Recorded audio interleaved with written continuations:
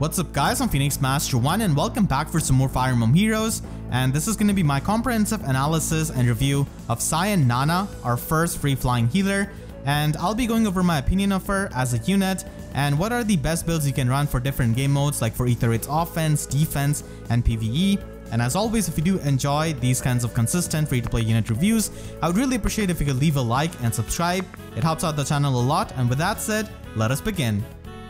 Nanna this time is a flying healer, and she's the first free flying healer in the game, so she definitely has the novelty factor in the Grail pool of being a very unique unit. She's also a Gen 6 unit, which means that she's got more BST than any other flying healer as of right now making this video. So she's got 167 VST, and she's got a really fantastic offensive stat spread of 35 base attack and a blistering high speed of 41 with a super boon in it. So she is extremely fast for a free-to-play unit, and she's even faster than most of the premium staff units present in the game. Her bulk isn't really all that impressive, and mostly she's going to be using her offensive stat spread to hit really hard. She also has a new inhittable staff and Staff of 12. This basically has sparkling boost from air built into it, so it will always restore HP to the ally who has taken the most amount of damage at start of a turn. So it's a pretty decent support weapon and can be used in Tempest Trial or maybe Abyssal maps and stuff like that, but for the most part this really pales in comparison to the other staff which you can inherit, like Palm Staff for example, which really goes well with Nanna's offensive stat spread. And ideally she wants to be offensive to make use of her attack and speed, so there are a lot of weapons that you can use on her if you decide to invest into her.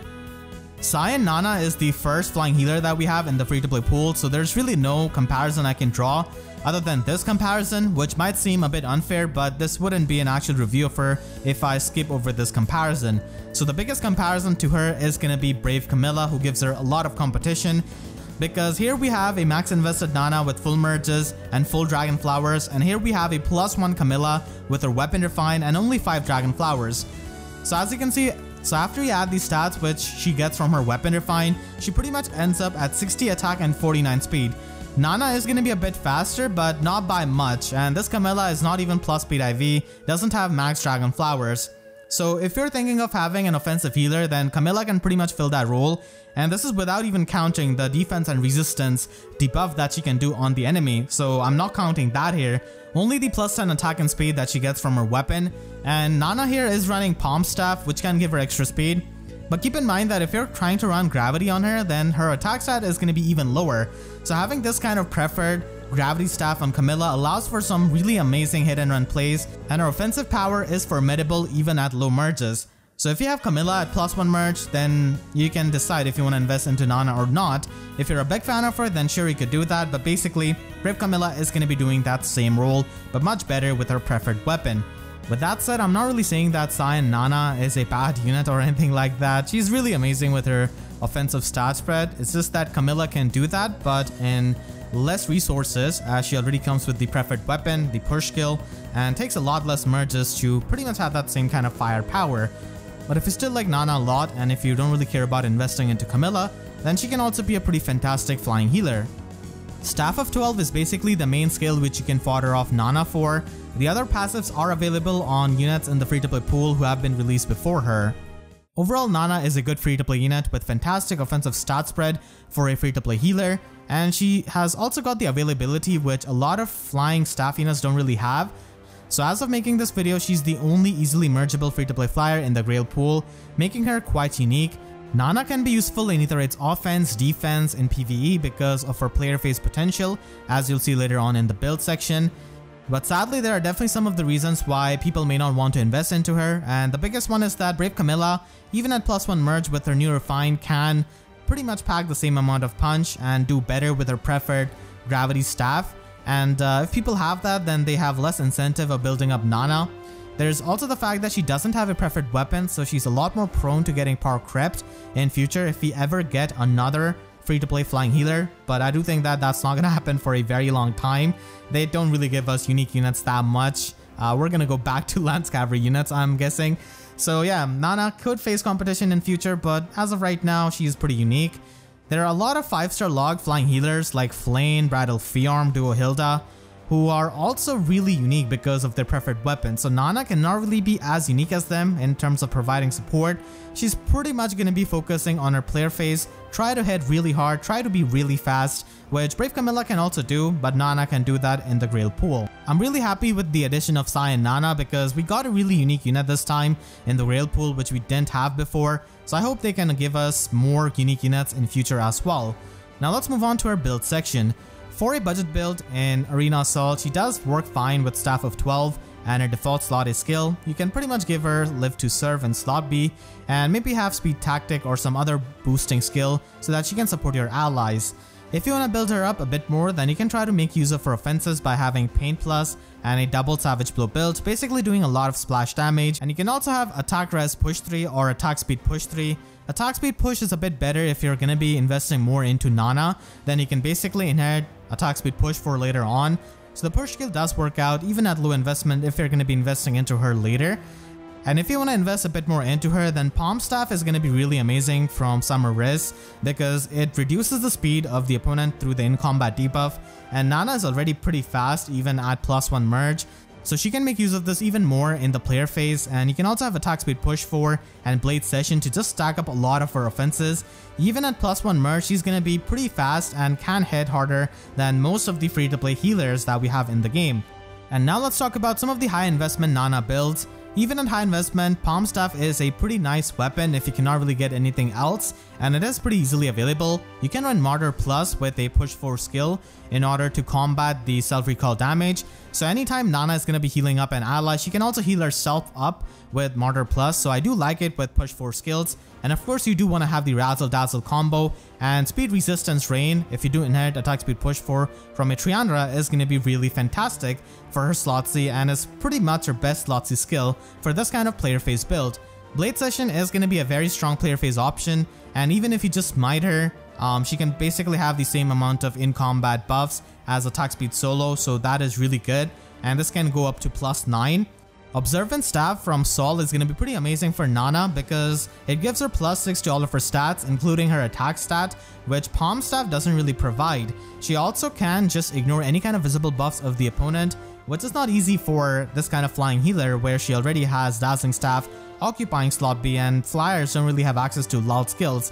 So Observant Staff is pretty good, it's just that you need to make sure that you can meet its condition by running ally supported units on the team that you're going to be using Nanna on. And Return Plus or Rescue Plus is going to be pretty fantastic, movement as a skills, and Attack Speed Catch is a lot better than Attack Speed Push 4 because it can have higher throughput, but it also doesn't recall damage you, and unlike Attack Speed Solo, it doesn't really require any kind of movement restriction. So Cat skill is really amazing at high investment with this kind of build. And in my opinion, for IVs, I feel like if you're gonna be investing into her this heavily, you're gonna be running something like Blade Session and Speed Resistance Rain, then I think that she's fast enough because even with this kind of build, she's easily hitting 60 plus speed, and that's without counting Blade Session. So she's really fast even with plus attack IV. So at max investment, I feel like plus attack IV is going to be preferred, especially if you're going to be heavily investing into her. If you're not going to be investing into her with a rain skill or not running some kind of premium slotted skill or Sacred Seal, then yeah, plus speed is good, but if you're going to be spending these many resources, then I feel like plus attack IV is going to be a bit better for her. Even though speed does have that incentivizing speed super boon, she's already really fast in my opinion. You can also use her like you would use Brave Camilla. So in a couple of days I'll be uploading my Aether Raids offense video, and you can see how you can use hit and run Camilla with her new refine. You can pretty much use Scion Nanna in a similar way, but you need to invest into her heavily because you need to have the push skill, rain skill, Blade Session, and pretty much everything, because the units on the front line in Aether Raids are going to be pretty bulky, so you need that damage output. Blade Session, again, many people underestimate the Sacred Seal, but the amazing thing is that you just smite Nanna and she gets the same buff as she does with attack speed solo, and if you can just end turn with another unit, then she gets +9 attack and speed. So that is really amazing for the offensive power. There are also some options which I haven't really stated here, like attack speed solo can be run in slot A with Physic. You can also run attack speed Unity with maybe some kind of flying shenanigan skill so that you can consistently activate that. But I feel like the cat skills and the push skills are much better for healers in general because they don't really have any kind of restriction in terms of movement, and they can be easily triggered. Like the push skill is always going to be active, and with Martyr Plus you can easily just heal yourself up. And cat skills are of course pretty amazing on a healer like her if you can get her some kind of debuffs on the opponent with an ally. You can also run her with Return Plus and Cat Skill for Aether Raid's offense. Return Plus just increases your hit and run potential because it is pretty much repositioned, so it makes for a lot of better plays in my opinion, and the Cat Skill does provide you with extra damage output. It's pretty easy to get the debuffs on the opponent with a Temari Dancer or with Plumeria's Dance, so that is pretty good. And if you're running a Cat Skill, then do not run Savage Blow because it is a bit anti-synergetic with the condition of the Cat Skill. And finally, she can be used in Aether Raid's defense with ARD attack speed with odd recovery and with a movement shenanigan Sacred Seal. So she can definitely hit pretty hard, there's no doubt about that, but in Anima Season she can basically help you against save armor units by using Flash. Flash is pretty much the best staff in Aether Raid's defense I feel like, because it can help you shut down the save armor units which cannot really run Null Counter Disrupt. So that is pretty good for annoying them at the very least and overwhelm them because most of the time they're going to be running Mystic Boost or something like that. So healers as it is get their Wrathful Staff disabled, and a lot of times they're also supported by Flame, so healers are not going to be doing that much damage against save units, so Flash is something you definitely need at higher investment.